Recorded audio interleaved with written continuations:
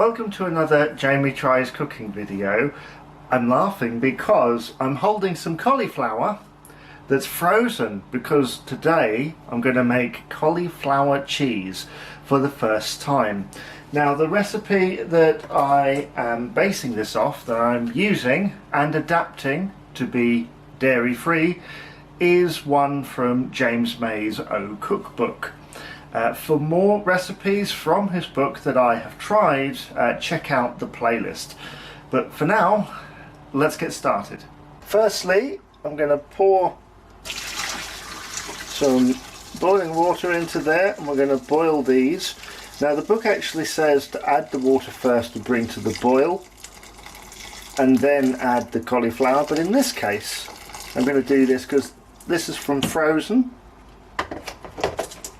And I'll just put the lid on.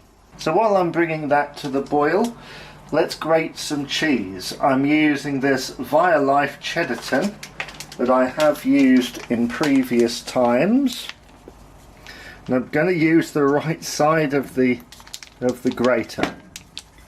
So I'm just going to do that and hold that. Now if I remember rightly, this cheese does fall apart a bit as you get to the end, but many of them do, don't they? So the cheese, as you can see over here, not on my finger, is fully grated now. There's 200 grams in there. The recipe calls for 150, but with it being dairy free, you do have to change the amount sometimes. So let's get some butter, dairy free obviously, and put that in there. Just scrape all that in. The butter is now in there and I've just got to melt it now. I've got it on 1 here, so a little bit of waiting required.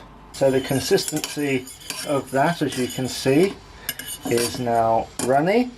Let's put in some gluten-free flour and we're going to mix it up without making a mess. Sorry, I got ahead of myself there. This is 500 milliliters of plant-based milk. I'm supposed to just put a tiny bit in, like that.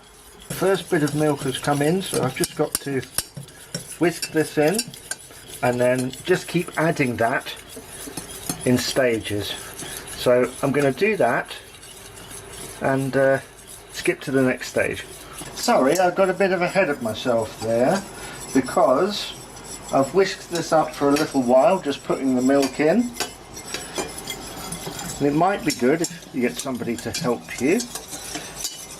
And all I'm going to do here is just tip the rest of this in now. And whisk this in nicely, making sure that there's no hard bits in there. I'm just continuously whisking this now for about 5 minutes until it thickens up. I've just turned it up from 1 to 4. So now we really will skip to the next stage.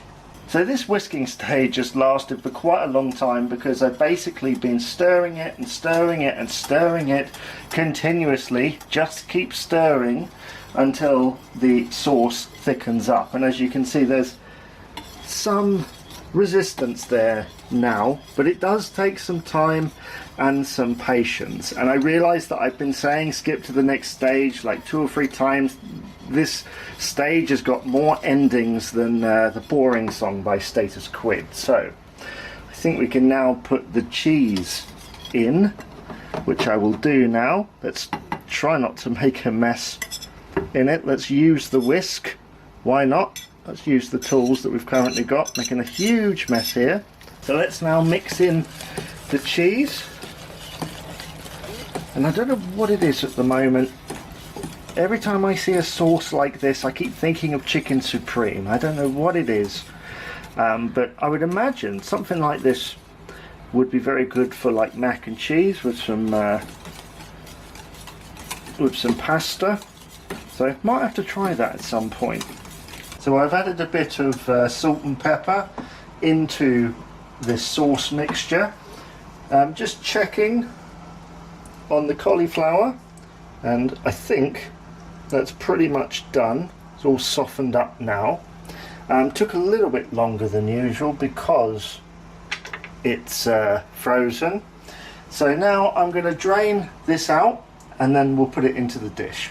So let's now shake out the drained cauliflower gently. I'll just maneuver that around so that it's a bit more balanced.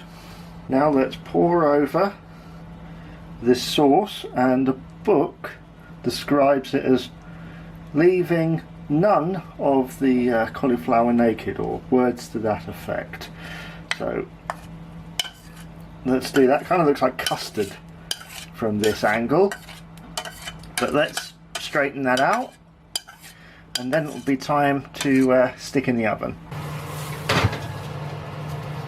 Right, let's stick that in the oven, and now 20 to 25 minutes. So that has been in there for, over the time, about 35 to 40 minutes.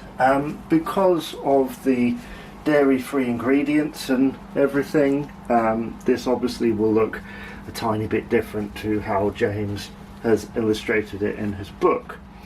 But I think it's ready to serve.